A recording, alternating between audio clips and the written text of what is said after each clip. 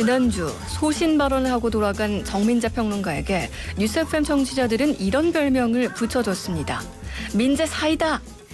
그런데 사이다 같은 이 남자, 알고 보니 집에선 오이 무침이며 부추전이며 정신없이 여름 반찬을 만드는 정주부였고요.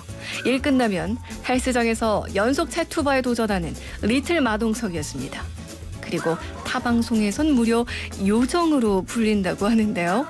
사이다, 정주부, 마동석, 요정. 당신은 도대체 누구신가요? 가는 곳마다 별명 득템하느라 바쁜 이 남자, 별명 부자 정민재 대중음악 평론가와 함께합니다. 뉴스를 품은 음악. 안녕하세요. 네, 안녕하세요. 정민재입니다. 네, 왠지 정민재라고 설명하는 게 좀 어색한데요. 정주부입니다. 뭐 이름이 제일 평범하고 지금 별명이 너무 많아서서. 아니, 무슨 요정이에요? 아, 그게 이제 사연이 있는데 그 보이는 라디오를 하는데 거기에 약간 나뭇잎 같은 게 걸린 거죠. 네. 화면에. 그러니까 막 요정 같다. 그런 얘기를 하셔가지고. 저희도 어떻게 요거 하나 끌어안아 약간, 보세요. 그럼 뭔가 그죠, 뭐 인어공주 아쿠아리움 같은 느낌도 나고. 아니 저희가 뭔가 이제 인어공주 얘기하고 아쿠아리움 하니까 좀 시원한 느낌이 들긴 하는데 네네. 지난 주말 누구보다 좀 뜨겁게 보내고 오셨다고요? 아, 네. 제가 지난주 금요일 토요일에요. 충북 제천에서 열리는 제천 국제음악영화제에 다녀왔어요. 올해가 이제 15회였으니까 나름대로 역사가 있는 영화제인데요. 네. 아, 저도 매년 가야지 생각만 하다가 올해 처음으로 다녀오게 됐습니다. 사실 휴가라고 하긴 좀 어려운 게 이틀 동안 총 7편의 영화를 보고 가수 4팀 공연을 보는 일정이었거든요. 그래서 뭐 이틀 동안 최대한 많은 작품을 챙기느라고 밥도 네. 허겁지겁 먹어가면서 영화를 보다가 왔습니다. 이틀 동안 7편 영화를 보고 가수 4팀의 공연을 봤다. 네. 가능한 겁니까? 아니 사실 이 제천영화제 저도 가보고 싶다고 몇 네. 년째 마음만 먹었는데 네. 아직 못 가봤거든요. 그 이야기가 좀 궁금한데 앞서서 저희가 애국 마케팅 얘기도 했습니다만 사실 이 제천영화제에서도 일본 작품들을 상영하느냐 마느냐 네. 관련해 좀 논란이 있었거든요. 그렇습니다. 이번 영화제에는 모두 7편의 일본 작품이 출품이 됐는데요. 한일 갈등 심화 속에서 제천시의회가 상영을 취소하라 그런 성명을 내기도 했는데 영화제 쪽에서는 모두 예정대로 상영을 했죠. 네. 영화제 관계자의 이제 입장에 따르면은 문화 교류의 장이다 영화제는. 그리고 영화제는 영화계의 올림픽이다. 그런 의의가 있기 때문에 모든 상영작을 취소 없이 상영한다. 그런 얘기를 했습니다. 네. 뭐 청취자분들도 문자로 많이 보내주고 계십니다만 네. 일본의 행동이 답답하고 뭐 화나는 건 사실이죠. 그렇죠. 우리나라 사람이라면 그런 감정을 느끼는 건 당연한데 감정적으로 대응할 일은 또 아닌 것 같다라는 생각이 듭니다. 앞서서 우리 민재 씨한테도 제가 네. 보여줬는데 저 좀 잠깐 주시겠어요? 네. 뭐 보이는 라디오 보시는 분들은 요 엽서 보이실 거예요. 얼마 전에 저희 일본인이신 청취자분께서 직접 또 저희 제작진 앞으로 엽서를 보내주셨는데 너무 뜨거우면 냉정하게 볼 수 없다. 라는 이런 메시지를 맞습니다. 보내주셨었어요. 사실 불매운동이라는 것도 정부나 정치가들이 아닌 우리 국민들이 일본을 향해서 뭔가 보여줄 수 있다. 이런 의미로 네. 자발적으로 이루어지고 있는 건 거잖아요. 그렇죠. 이럴 때일수록 좀 민간 교류를 통해서 서로의 생각과 문화를 좀 이해하는 게 네. 필요하지 않을까. 뭐 민간 교류라든지 문화예술의 교류는 계속되어야 된다고 생각하고요. 우리 아이돌 팀들도 일본에서 계속해서 공연을 하고 있고 지난 주말에 이제 펜타포트 락 페스티벌이 있었는데 네. 코넬리우스라는 일본 가수가 와서 또 공연도 했어요. 그러니까 계속해서 일본과의 어떤 문화적인 교류가 단절이 되면 안 되겠다. 그런 생각은 합니다. 문화는 정치와는 뭐 그렇게 크게 관계가 있지 않죠. 네, 거기까지는 또 우리가 영향을 미치지 않도록 좀 네. 성숙한 그런 모습을 보여야 되겠다라는 생각이 드는데 그나저나 이렇게 영화제도 다 챙겨 다니시려면 힘들겠어요. 아, 제가 사실 영화제는 이번이 이제 처음이었어요. 뭐 이전에 부천 판타스틱 영화제에서 데이빗 보이 특별전을 해서 다녀오긴 했었는데 영화제를 이렇게 본격적으로 간 건 처음이었거든요. 아무래도 저는 음악과 관련된 영화만 이제 좀 보는 경향이 있어서 영화제는 그런 면에서 제천 국제음악영화제는 이 음악 영화만 상영을 하기 때문에 음악 팬들 저 같은 사람에게 참 잘 맞는 영화제죠. 민재 씨를 위한 영화제가 아니었을까 이런 생각이 드는데 네. 청취자분들께 이 제천 국제음악영화제에 대해서 좀 소개해 주세요. 네, 제천 국제음악영화제는요, 물론 모든 영화제와 그렇듯이 일반 시민분들도 누구나 참석하실 수 있습니다. 영화제라고 하면은 약간 거창한 게 있을 것 같지만은 그냥 극장 빌려서 영화를 상영하는 게 거의 전부예요. 그 외에 부가적인 행사들, 공연들도 있지만은 핵심은 영화죠. 홈페이지에 접속하셔서 어떤 영화들을 상영하는지 확인하시고 또 관심이 가는 영화는 그냥 예매해서 시간 맞춰서 보러 오시면 됩니다. 참 별게 없죠, 사실. 그래서 실제로 제가 이번에 가보니까요, 영화를 보는데 어린 10대 친구들부터 나이가 지긋하신 어르신분들까지 관객들 연령대도 참 다양하더라고요. 그러니까 영화관에서 영화를 상영하는데 이제 다른 나라라던가 아니면 네. 우리가 일반 극장에서 자주 보지 못한 네네. 영화들을 모아서 상영하는 그렇죠. 그런 거라고 쉽게 생각하시면 될 것 같은데 앞서서 음악영화제라고 얘기를 해주셨으니까 아무래도 음악과 관련된 영화들이 많았겠죠? 거의 그렇습니다. 가수에 관한 다큐멘터리 혹은 음반사에 관한 다큐멘터리 이런 음악과 직접적인 관련이 있는 다큐멘터리부터요.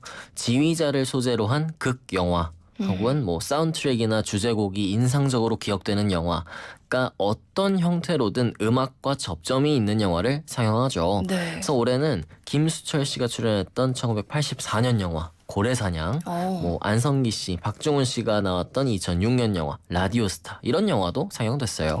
라디오스타 OST 같은 경우는 지금도 그렇죠. 신청곡을 참 많이 신청해 주시고 계신데 네. 그러면 영화제에서 민재 씨가 본 영화들에 대한 얘기도 좀 궁금하거든요. 음악 영화니까 네. 고르는 안목이 좀 남다르실 것 같다 이런 생각도 들거든요. 사실 제가 영화 관계자가 아니라서 일반 극 영화보다는 다큐멘터리를 중심으로 좀 관람하고 왔어요. 거의 수학여행처럼 공부를 하다가 왔는데 보고 싶은 영화는 정말 많았는데요. 이틀밖에 없어서 참 못 본 작품도 많습니다.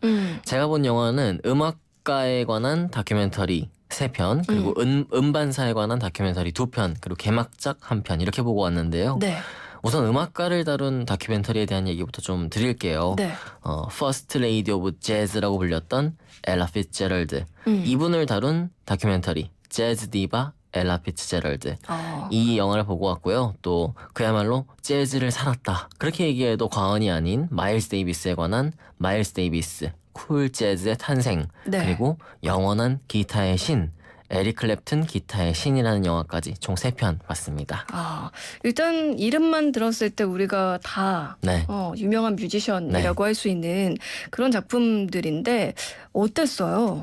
솔직히 3편 다 특별하진 않았어요. 그리고 워낙 민재 씨가 잘 아는 분야기도 하고. 그렇기도 하고요. 워낙 다 뛰어난 분들이고 영화도 참 좋았는데요.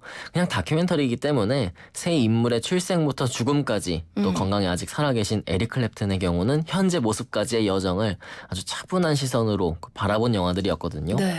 저는 원래 엘라 피츠제럴드를 정말 좋아하는데 이 제천의 극장에서 엘라 피츠제럴드를 본다는 것만으로도 아주 특별한 경험이었어요. 영화가 특별하다 이것보다도 날씨가 엄청나게 더웠는데요. 그 뜨거운 뙤약볕을 피해서 그 오래된 극장으로 들어가면은 얼마나 극장이 오래됐냐면은 무릎이 아플 정도로 좌석 간격이 좁습니다.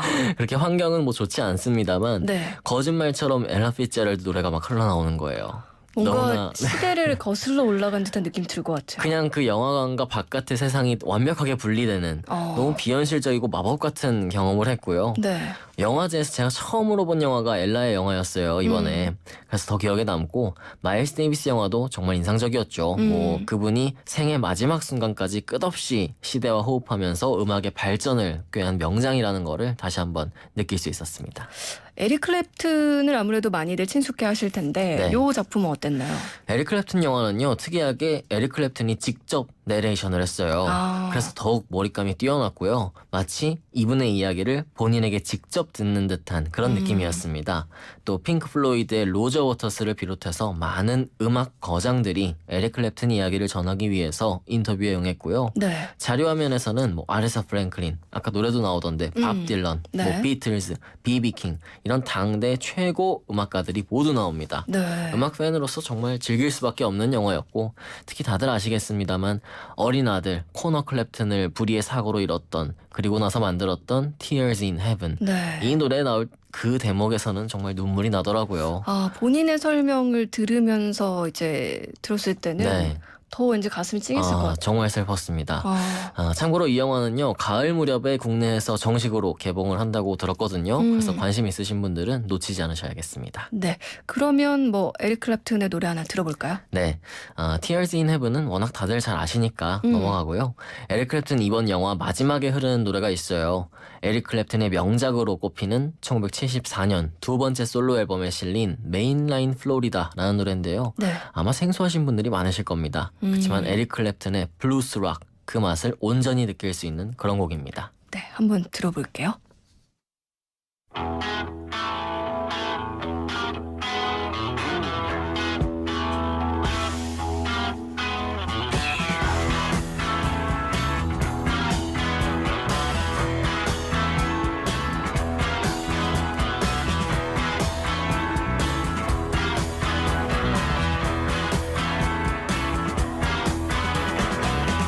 Heart was weeping in the sun.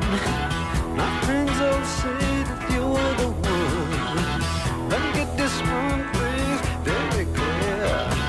There ain't enough going on down here.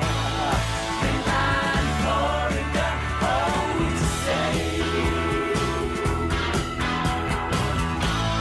Mainline Florida, okay.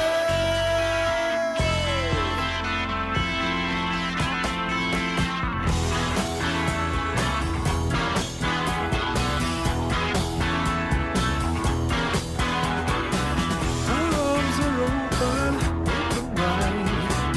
An invitation to change in time. I could remember not long ago we took a cruise down on Hotel Road. Mainline Florida, oh, say. Mainline Florida,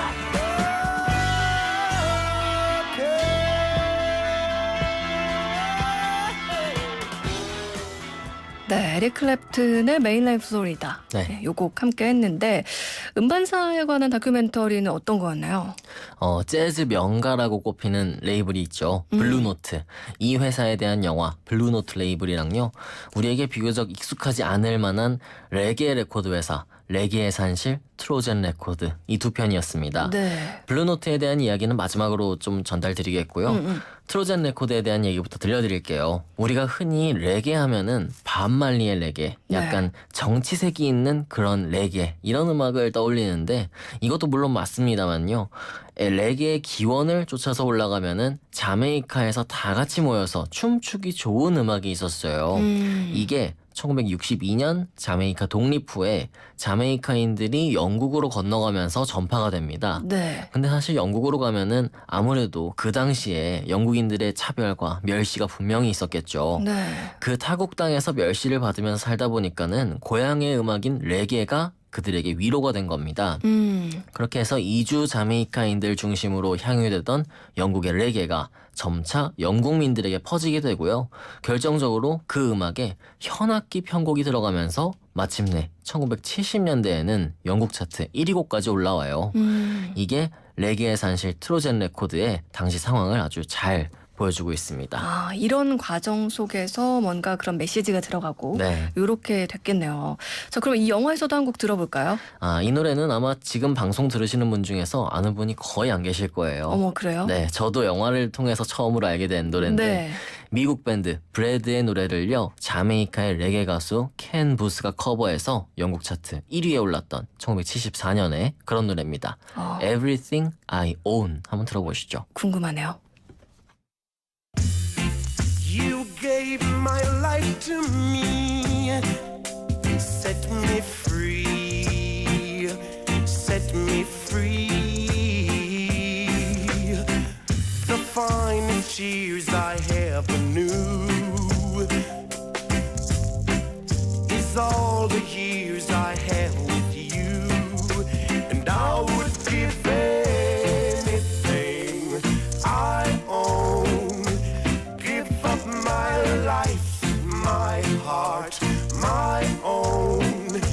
and I would give anything I own just to have you back again. Is there someone you know that won't let you go and taking it all for granted?